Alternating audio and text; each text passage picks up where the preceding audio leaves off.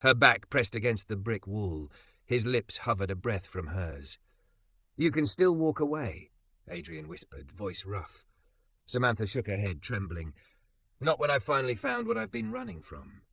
Before we dive in, make sure to hit subscribe, tap like, and share this video. The more voices we reach, the louder these stories become. The parking brake clicked, and Samantha Whitmore finally forced herself to breathe. Sunlight glittered off the mirrored windows of Haven Dental Care, as if the building had been polished just to taunt her. She checked the time, 11:58, and told the knot in her stomach to behave. It didn't. She smoothed her emerald wrap dress over her hips, squared her shoulders the way she did before high-stakes pitches, and walked in on legs that felt like glass. The lobby surprised her. No antiseptic glare, no chemical sting. Warm wood, soft lamplight, a moss wall, and the faint sound of water whispering somewhere unseen. A receptionist with copper curls and a crescent moon tattoo smiled up at her. "Samantha? Dr. Cole is running right on time. Can I get you tea?" She almost laughed. Tea in a torture chamber. "Water's fine," she said, and her voice came out steadier than she felt. She chose a chair near the door, because escape routes mattered, even if she was 32 and wore six-figure confidence like perfume. Her phone buzzed, a text from Danny, her operations lead, PPT locked and loaded.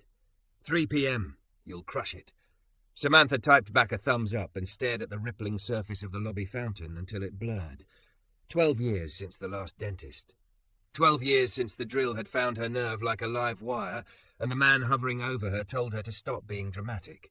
12 years of flossing like penance and pretending that was enough. A door opened. The man who stepped out wore charcoal scrubs and an easy, quiet presence that shifted the temperature of the room. Tall, broad shoulders, skin the rich brown of polished walnut, calm eyes that noticed everything without making a spectacle of noticing. "Miss Whitmore," he said, voice low as felt. "I'm Dr. Adrian Cole." She stood too quickly, knees threatening mutiny. He offered a handshake that was warm but not trapping. "Thanks for coming in." He didn't say good girl or brave. He didn't say anything to make her feel small. The treatment room continued the hotel lobby illusion. Soft LED panels instead of interrogation lights. A mural of deep green leaves washed in sunrise gold. No metal trays in sight, though she knew they lurked somewhere. "Anything you want to tell me before we start?"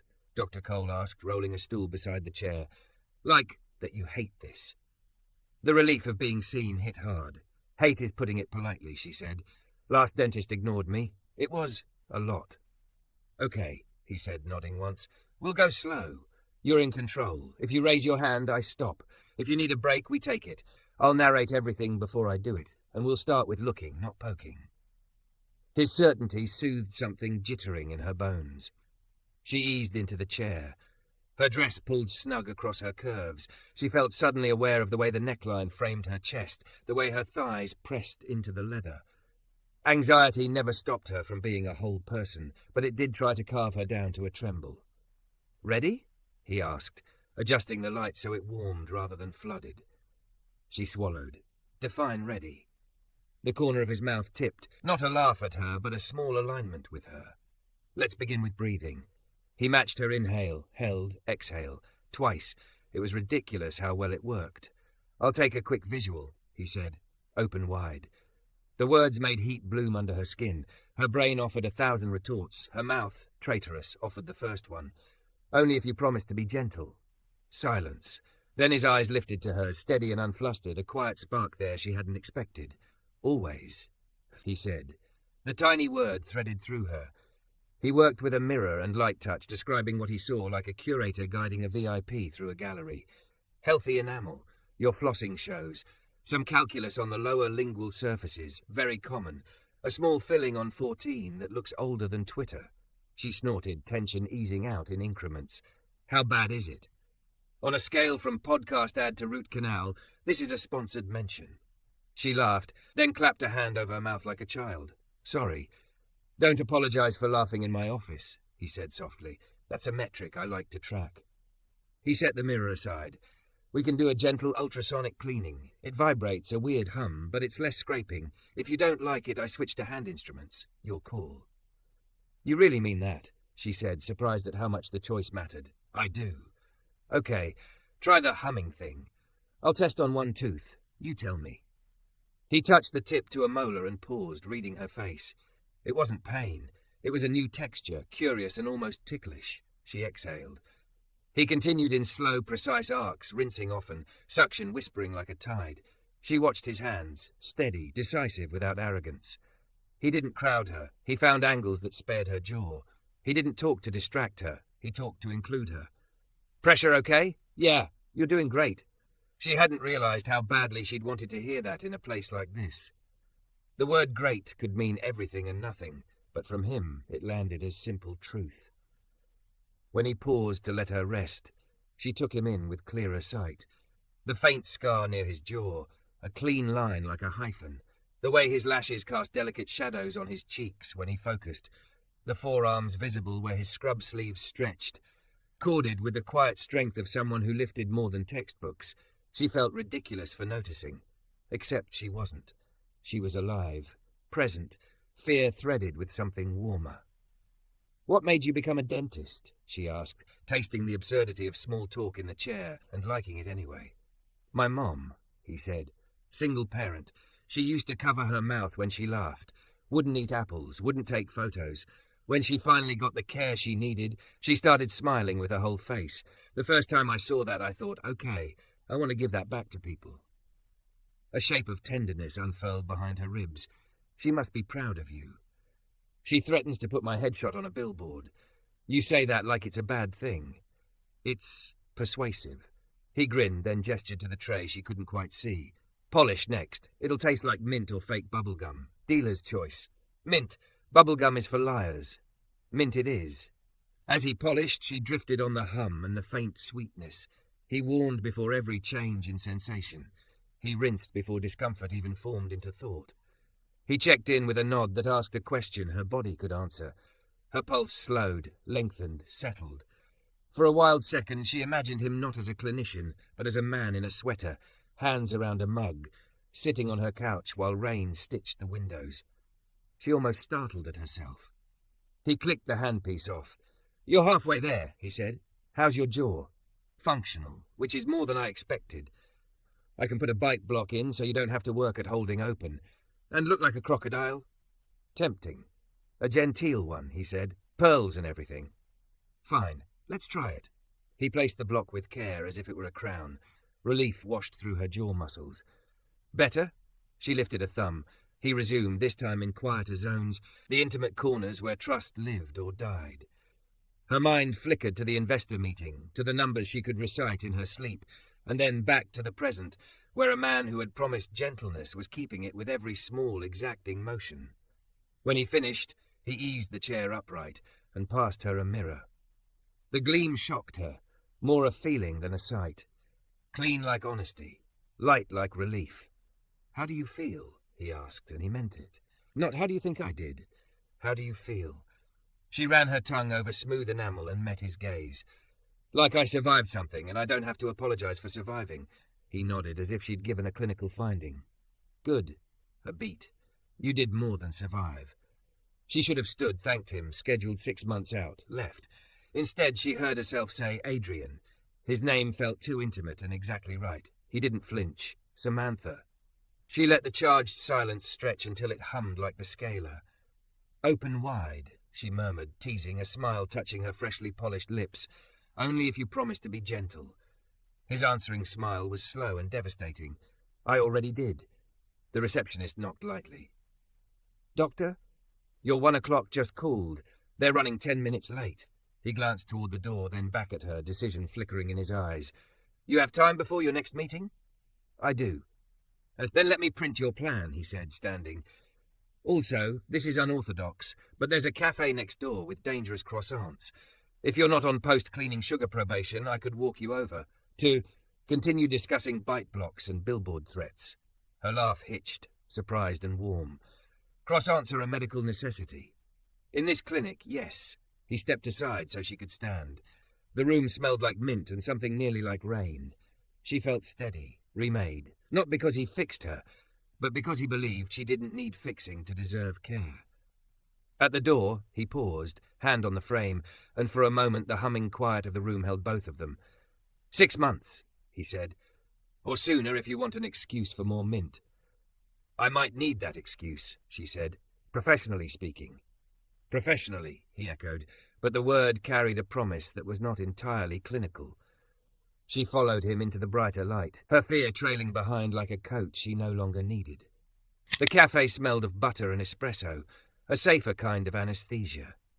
Samantha sat across from Dr. Adrian Cole at a small table by the window, her emerald dress snug against the leather chair. She still felt the phantom hum of the scaler on her teeth, but the panic had dissolved into a warmth that had no business lingering after a dental appointment. "This place is dangerous," he said, sliding a plate toward her. A croissant glossy with chocolate glaze, steam still rising. Side effects include joy, sugar rush, and emotional dependence. "You're supposed to be concerned about cavities," she said, tearing a piece and tasting heaven. "Not prescribing them." "I'm a complex man." He smiled in a way that almost made her forget the sharp line of anxiety that had ruled her life for years. She hadn't planned this, sitting here with her dentist, of all people. But the receptionist's knock had broken the spell in that chair, and his invitation had felt like the most natural thing in the world. Natural and insane. "So," he said, stirring his coffee, "you own a company." "Co-own," she corrected. "Tech logistics. We build back-end systems that keep retail chains from collapsing under their own chaos. Inventory, scheduling, vendor management, all the sexy stuff." "Sexy indeed," he said, deadpan. She laughed harder than she meant to, hand covering her mouth until she remembered she didn't need to hide her smile anymore. He noticed. She could tell by the way his eyes softened, and something fluttered in her chest. "And you?" she asked. "Why, dentistry, really. You gave me the 'my mom inspired me' answer, but that can't be the whole story." His thumb traced the rim of his mug. "It started with her, but it's also control. Life throws chaos at you. Teeth, though. You can heal them, fix them, restore order. It's tangible, and I like seeing people walk out different than they came in, less afraid, more themselves." The words slipped under her skin. "You make it sound noble." "Doesn't feel noble when you're unclogging suction tubes at midnight," he said wryly. "But yeah, I think healing fear is as important as fixing enamel." She stared at him, this man she'd met less than an hour ago, and felt the ridiculousness of wanting to know everything about him. Favourite books, middle school heartbreaks, the music he blasted when nobody was watching. Her phone buzzed. She ignored it. "Investor pitch?" he asked. "Later," she said. "Right now, croissant." He smiled, but there was something underneath it. A question, a restraint. She leaned back, crossing one leg over the other, deliberately aware of how his gaze flicked and then politely returned to her face. "You're very careful," she said. He arched a brow. "Careful?" "Gentle. Measured. Even the way you sit, the way you hold your coffee, everything's precise." "Old habits," he said. "I grew up in foster homes, learned early to take up as little space as possible. You survive that way. Then later I had to unlearn it, because patients don't want a ghost touching their mouths. They want presence, assurance." Her throat tightened. "That's heavy." "It's just life," he said, but his eyes had gone far away, to a place of too many moves and too little permanence. Samantha reached across the table before she could stop herself, her fingers brushing his wrist. Warm, steady, solid. "Well," she said softly, "you're very present now." His gaze snapped back to hers and the air thickened. For a moment, neither moved. Then his phone vibrated and the spell cracked. He silenced it without looking. "You shouldn't flirt with your dentist," he said lightly. "You shouldn't eat croissants with your patients," she shot back. Touché. They finished their coffee in silence that wasn't awkward so much as brimming. He walked her back to her car, hands tucked into his pockets like he didn't trust them to behave. At her door, she hesitated. 6 months, she asked. He studied her, or sooner. She drove away with his smile burned into her chest, trying to convince herself that what she felt was just gratitude. Gratitude didn't make her replay the curve of his mouth, though. Gratitude didn't make her thighs press together in the silence of her car. 3 weeks later, she broke a molar on a rogue pistachio. It was nearly midnight, her apartment lit only by the glow of her laptop. She cursed, tongue probing the jagged edge. She could call an emergency clinic in the morning, or she could scroll to Adrian Cole's name, saved in her phone as though she'd had any business saving it. She hit dial before logic could intervene. Haven Dental, A low voice answered after 2 rings. Her breath hitched. "Dr. Cole, it's Samantha. Sorry, it's late. You're in pain?" His voice sharpened with concern. "Not pain, exactly. More panic. I chipped a tooth." "Where are you?" "At home, but meet me at the office. 20 minutes. "Adrian, no, it's not. 20 minutes, Samantha." The line clicked dead. The office at night felt surreal. Quiet halls, dimmed lights. He opened the door himself, dressed in jeans and a black T-shirt that clung to muscle in ways scrubs never revealed. Her heart stuttered. "You really didn't have to." "Stop." His tone left no room. "Let me look." She sat. He gloved up, still gentle, still precise, but less polished now. This was Adrian the man, not Dr. Cole the dentist. His jaw was shadowed with stubble, his hair slightly dishevelled. "Good news," he murmured, leaning close. His scent, clean soap, a trace of coffee, wrapped around her. "It's just enamel. I can smooth it tonight." Relief sagged through her. "You came all this way for a chip?" "I came because you called me." Something in her chest cracked. He worked quickly, smoothing, polishing, narrating as always. But when he finished, he didn't step back immediately. Their eyes met over the lowered light. "Better?" he asked. "Perfect," she whispered. Silence. Thick. Trembling. She could hear her own heartbeat, loud in the stillness. He stripped off his gloves slowly, watching her face. Samantha. Adrian. Her lips shaped his name like a secret. "You can't," he began. "I know," she interrupted. "You're my dentist, I'm your patient. But right now I'm also a woman who owes you more than a thank you." She stood before her courage evaporated. "Dinner. My treat, as a thank you." He hesitated, then his mouth curved, slow and dangerous. "Are you asking me out?" She tilted her head, her hair spilling over her shoulder. "Would you say yes if I was?" "Yes." The word was a low exhale, a promise. She smiled, dazzling with teeth he had polished, teeth he had saved. "Then I'm asking. Then I'm saying yes." Dinner became a 3-hour conversation. They walked the historic district afterward, their shoulders brushing, her laughter echoing off cobblestones. She felt like she'd slipped into a story written long before she showed up. At her car, he paused. "Samantha," she cut him off with a whisper. "I know. Conflict of interest, ethics, rules. But tell me you don't feel this." His eyes darkened, hands tightening in his pockets. "I feel it." "Then kiss me." It was reckless, desperate, inevitable. His hand cupped her jaw, his mouth claiming hers with a gentleness that scorched. The taste of coffee, sugar, heat, and something dangerously addictive. When they broke apart, she was breathless. He rested his forehead against hers. "You'll have to transfer your care to another dentist," he murmured. "Done. First thing tomorrow."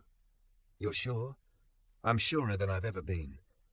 For the first time in years, Samantha Whitmore wasn't afraid of anything. Not drills, not pain, not even her own heart hammering too hard, too fast. Because when Adrian Cole kissed her, she believed in gentleness again, and she wasn't about to let it go. Samantha hadn't slept more than 3 hours when her phone lit up at dawn. A text from Adrian. "Transfer your care first, then dinner tonight?" She grinned into her pillow, hair spilling across her face. True to her word, she called another clinic before her morning shower. The receptionist scheduled her with a Dr. Kaplan for future cleanings, and just like that, the line between patient and possibility disappeared. All day, she moved through work like someone wearing a secret under her skin. Investors signed off on expansion plans. Her team celebrated with champagne at lunch, and still her mind replayed the press of Adrian's lips, the way his hand had cupped her jaw, like she was both fragile and indestructible. By 7, she was standing outside his townhouse, a modest brick place on a tree-lined street where kids chalked sidewalks and neighbours waved from porches. It felt disarming. He wasn't hiding behind wealth or status. He opened the door in dark jeans and a grey Henley that clung to his chest. The sight stole her air. "You came," he said, voice warm, almost relieved. "You invited me," she teased, stepping inside. The living room was cosy, books stacked in corners, photos of landscapes framed on the walls, and a faint smell of garlic drifting from the kitchen. He ushered her in with a hand at her back that lingered just a second too long. "Wine?" "Please." He poured 2 glasses of red, handing one to her before returning to stir a simmering pot. She perched on a stool, watching him move. There was nothing performative about the way he cooked. No flash, no bravado. Just quiet efficiency. Onions caramelizing in one pan, pasta water rolling in another. "You cook?" she asked, surprised. "Therapy," he said simply. Cheaper than a shrink, and you can eat the results. She sipped her wine. What do you make when you're angry? Chili. The hotter the better. You? Brownies. I put espresso powder in the batter until I can feel my pulse in my teeth. Their eyes met, and both laughed at the absurd intimacy of the detail. Dinner was pasta tossed with roasted tomatoes and basil, garlic bread still steaming, salad dressed in lemon and oil.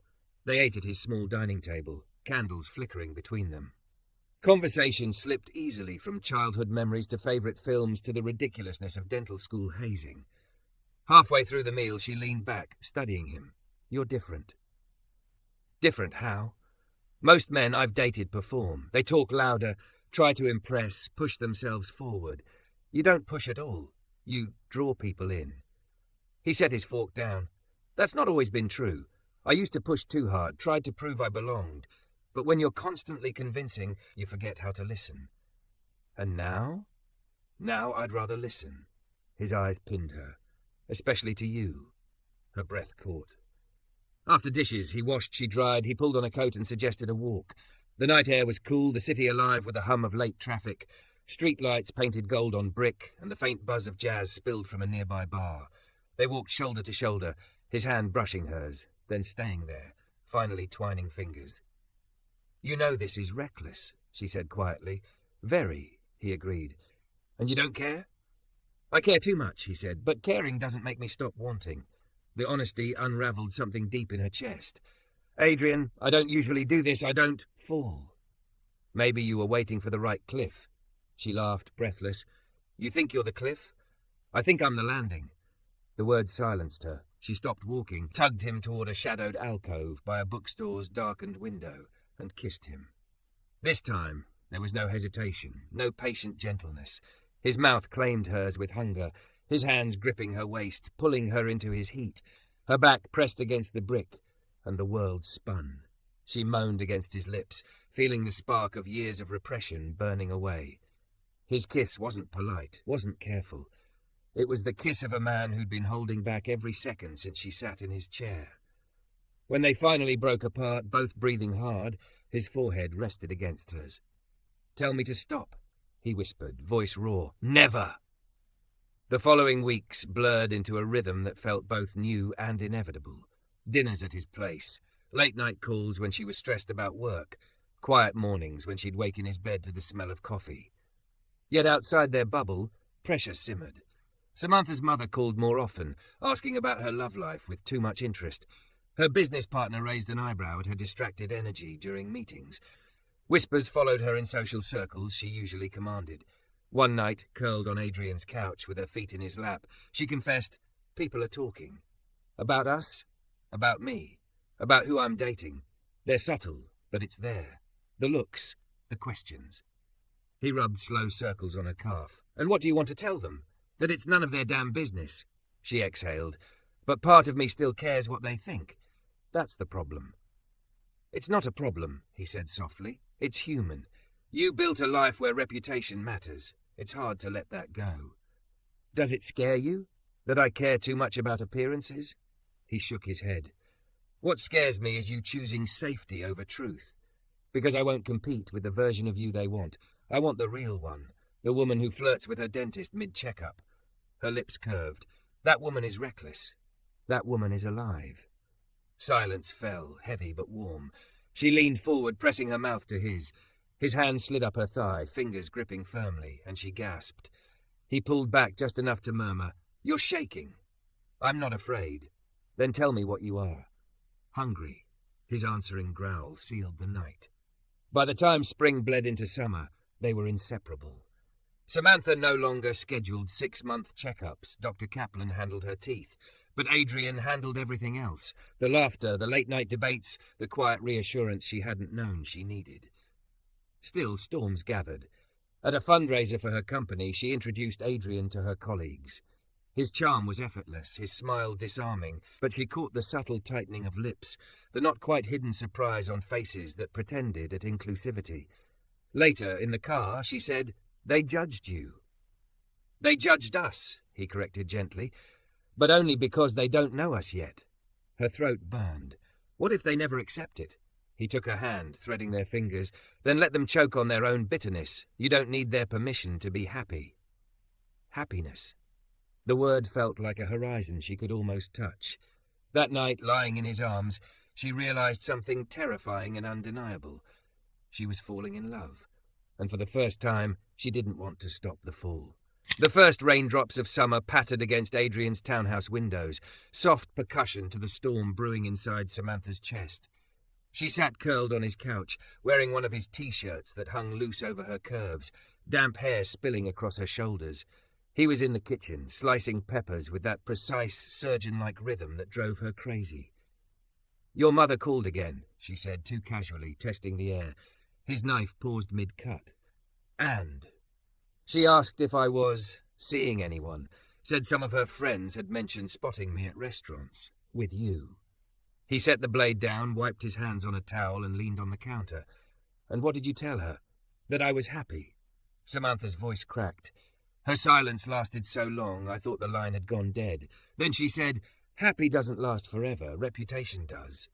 Adrian exhaled, eyes narrowing at a storm she couldn't see. "So we're already gossip fodder. Welcome to my world."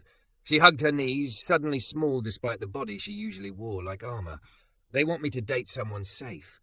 A lawyer, a consultant, someone who fits the picture. And instead you're with me. With the only man who's ever made me feel like I can breathe." His expression softened, but he didn't move. "Samantha, I need you to hear this. I've been here before. In dental school I dated someone whose family thought I was a step down. They pressured her until she broke. She married a surgeon within months. If this ends because of outside noise, I can take that. But I won't survive you pretending with me while choosing them." Tears threatened her lashes. "I'm not pretending. Then what are you?" "Terrified." The word came out like a confession. He crossed the room, finally, kneeling before her, large hands cupping her thighs. "Of losing me? Of losing everything. My family, my position, my name, and me." His voice was quieter. Her chest heaved. "You most of all." They cooked together that night, moving around each other like choreography. His hand brushed her hip as he reached for spices. She bumped him with her hip in retaliation. Dinner was messy, laughter spilling between bites. For a while, the storm receded.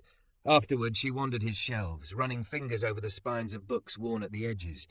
Medical texts, philosophy, Baldwin, Morrison, Angelou. A photo tucked between novels stopped her cold. Adrian, younger, arms around a foster brother she'd never met. Both boys grinning, eyes full of defiance. "You kept this?" she asked. He looked up from pouring wine. "Of course, he's family. Where is he now? Prison?" His tone was flat. She turned, startled. "Wrong crowd, wrong choices. We were in the same house, but I had mentors, scholarships. He had nothing. People act like resilience is personal, but it's infrastructure. He didn't get the scaffolding I did." Her throat tightened. She'd grown up with private schools and safety nets she took for granted. His world had been one of survival. And yet here he was, building comfort out of pain, creating safe spaces in a dental chair. "You're incredible," she whispered. "No," he said softly. "I'm lucky, and I don't forget it." She kissed him hard then, wine forgotten, books forgotten, the weight of his past pressing against the urgency of her present. Their bodies tangled, heat rising as rain hammered harder against the glass. 2 days later, the confrontation arrived. She was in her office, papers spread like armor across the desk, when her mother swept in. Silver hair immaculate, pearls at her throat, eyes sharpened to a blade. "Tell me it's not true," her mother said without greeting. "Tell you what?" Samantha braced herself. "That you're dating your dentist. That you were seen kissing him outside his home. Do you know how fast word spreads?" Her pulse thundered. "Yes, I know, and it's true." Her mother's mouth tightened like swallowing poison. "You're humiliating yourself. Us. Do you think the board will take you seriously if you parade around with him?" "With him?" Samantha's voice rose, heat flushing her chest. "His name is Adrian Cole. He's educated, compassionate, successful. He saves people every day. He's not one of us." The words landed like a slap. Samantha stood, her full figure looming over the desk, emerald dress hugging every curve in defiance. "Maybe that's the point. Maybe I'm tired of us meaning walls I never agreed to build." Her mother's voice trembled with fury. "If you choose him, don't expect me to protect you when the community turns its back." I don't need protection, Samantha said, though her voice shook. I need freedom. Her mother left without another word, heels stabbing the marble like gunshots. That night, Samantha sat on Adrian's bed, staring at the city lights. He listened silently as she relayed every word.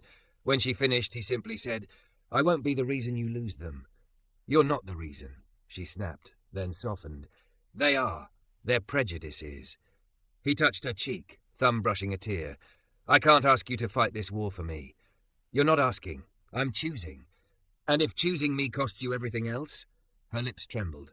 Then at least I'll have chosen something real. He kissed her like it was both an answer and a plea, desperation threaded with devotion. Clothes fell away, fear dissolved under the heat of skin against skin, and when she cried out his name, it wasn't fear leaving her body, it was surrender. Days bled into weeks. They built a rhythm. Early runs in the park, late dinners at tucked-away restaurants, stolen kisses in the shadows of her office. But the whispers grew louder. A board member cornered her after a meeting, voice dripping with false concern. Think about optics, Samantha. She went home furious, venting while pacing his living room. Adrian sat on the couch, listening, jaw clenched. Finally he stood, catching her by the wrist. Stop, he said, firm but gentle. You're burning yourself out trying to win approval from people who already decided against us. What do you want me to do? Walk away from everything I've built? I want you to know you don't have to walk alone. Her chest cracked open.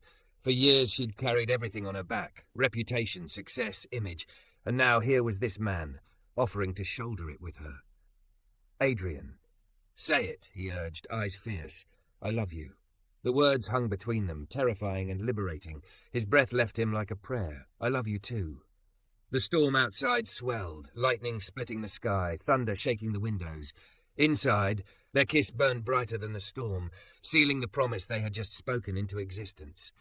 But as they clung to each other, both knew. Love was real, fierce, undeniable, and it was about to be tested harder than either imagined. The night of the gala should have been Samantha's victory. Months of planning had culminated in a glittering event beneath the vaulted ceilings of the Metropolitan Ballroom. Crystal chandeliers scattered light across gowns and tuxedos. A live quartet swelled in the corner, and investors mingled with curators, patrons, and press. Samantha had curated not just the evening's exhibits, but her own appearance. Floor-length scarlet silk hugging her curves, diamonds winking at her throat, hair swept into a dramatic chignon. She was power and poise incarnate, but beneath the armor, her heart hammered. Adrian wasn't here. He had offered. She had told him no, not tonight. Too many eyes. He'd understood, or at least pretended to. His absence was a hollow ache. Every time she smiled at a board member, she felt the absence like a bruise under silk. Halfway through the evening, her mother appeared. Perfectly tailored navy gown, pearls glinting, smile sharpened to a blade. You're radiant, darling, she said for the benefit of onlookers. Then, sotto voce, I hear he's still around. Samantha kept her expression serene. He is. You should end it before it costs you more than whispers. Or maybe I should end the charade of living my life for everyone else. Her mother's nostrils flared, but before she could reply, the board chair appeared, praising Samantha's latest acquisition for the museum. The moment passed, but the words lingered like a knife in the ribs. After midnight, her heels dangling from her fingers, Samantha let herself into Adrian's townhouse. He was on the couch, book in hand, glasses perched low on his nose. He looked up, smile slow and tender. You survived the wolves. Barely. She dropped the shoes, sank beside him, curled into his chest. The silk of her gown rustled against his cotton t-shirt, the two worlds colliding. They want me to end it, she whispered. I know. You're too calm about this. What do you want me to do? Rage? Demand you choose me now or never? His hand stroked her hair. That's not love, Sam. Love is letting you fight your battles your way. I'll be here, whatever you decide. His patience broke her. But what if I decide wrong? He kissed her forehead. Then you'll learn, and I'll still be here if you want me. The next week brought the breaking point. Samantha was called into a closed-door meeting with 3 board members. The atmosphere was ice. We respect your contributions, one began. But optics matter. Your relationship has raised questions. What questions? She asked coolly. Questions of loyalty, of judgment. We have donors threatening to withdraw. Because I'm dating a black man? Silence, the kind that answers louder than words. Rage surged through her veins. Then let them withdraw. I won't trade love for prejudice dressed as propriety. She walked out, head high, legs trembling. At Adrian's that evening, she collapsed into his arms. They want me to choose, them or you. And, his voice was steady, but his hands tightened on her waist, I chose you. He froze. Are you sure? She lifted her face, eyes blazing. I'm sure of nothing in this world except you. The dam broke. They kissed like drowning people finding air, like warriors celebrating victory. Clothes fell in a fevered trail to the bedroom. Her curves pressed to his strength, his hands mapping her body with reverence and hunger. For the first time she felt wholly seen, wholly wanted. Not despite her body, but because of it. Afterward, tangled in sweat-damp sheets, she whispered, I might lose everything. He kissed her bare shoulder. Then we'll build something new. Weeks blurred. She resigned from the board before they could oust her, announcing her decision at a press conference with cameras flashing. I will not apologize for who I love, she said, voice ringing across the room, and I will not allow this institution to value prejudice over art. The fallout was immediate. Donor withdrawals, society columns sharpening their claws. But alongside the condemnation came something unexpected. Support. Letters from young curators. Emails from women who admired her defiance. A petition demanding her reinstatement. Adrian held her through it all, steady as bedrock. You see, he said one night, reading supportive comments online, truth creates ripples. Ripples don't pay the mortgage, she muttered, but she smiled anyway. Months later, the museum begged her back under new leadership with promises of change. She returned on her terms, no longer a figurehead bound by others' expectations, but a woman who had chosen authenticity over approval. And Adrian? He was there every step. At exhibition openings, hand-warm at the small of her back. At family dinners where her sister teased and her father slowly thawed. Even her mother, stiff and reluctant, softened after seeing the way he looked at Samantha, like she was both miracle and home. 1 year to the day after her first appointment, Adrian led her to Riverside Park, where fairy lights glittered in the trees. Do you remember, he asked, stopping under the elm where they'd once sat eating ice cream on a hot afternoon? I remember everything. He dropped to one knee, pulling a small velvet box from his pocket. Her breath caught. Samantha Whitmore, he said, voice shaking only slightly. You walked into my chair terrified. You walked out having stolen my heart. You've taught me that love isn't about safety, it's about courage. Marry me. Let's keep choosing each other every day. Tears spilled hot and unashamed down her cheeks. She pulled him up, kissing him fiercely before whispering, yes, 1,000 times yes. The park erupted with applause. Friends, family, colleagues stepping from the shadows, invited by Adrian to witness the moment. Her mother's eyes glistened as she embraced them both. You may not have been what I pictured for her, she told Adrian softly, but you are what she needed and what she chose. That's enough. He kissed Samantha again, fireworks blooming somewhere beyond the trees, but the only explosion that mattered was the one in her chest, the knowledge that fear had not won. On their wedding day, Samantha walked down the aisle in a gown that clung to every curve, beadwork glittering like constellations. Adrian waited at the altar, eyes dark and shining. When he took her hands, she felt her whole life tilt into alignment. You may kiss the bride, the officiant declared, and Adrian did. Soft, reverent, then fierce. The guests cheered. Samantha laughed through tears. Later, under the stars, as music swelled and laughter filled the night, she leaned against her husband's chest and whispered, Remember the first thing you said to me? Open wide, he murmured, grinning. And I said, Only if you promise to be gentle. And you were, she said, kissing him once more, gentle enough to heal me, strong enough to love me. They swayed together, ringed by sparklers and joy. The world had tried to make her choose between love and approval, but she had chosen something greater, a life lived in truth. And as Adrian held her, Samantha knew this was only the beginning of their fiercest, most beautiful story.